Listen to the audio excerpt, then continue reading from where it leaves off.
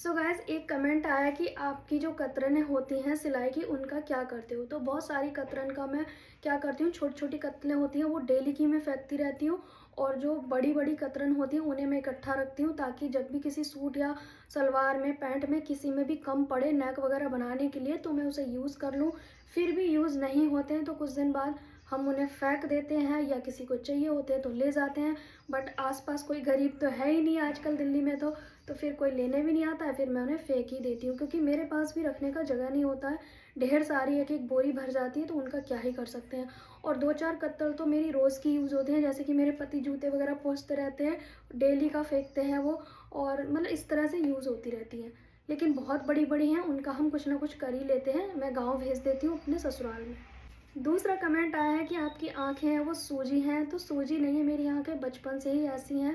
बहुत सारे लोगों ने कमेंट पहले भी किए थे कि आपकी आँखों का कुछ इलाज कराइए, आपकी आँखें सूजी हैं।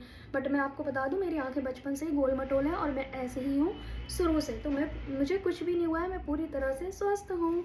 आई थिंक आपको आपका आंसर मिल गया होगा।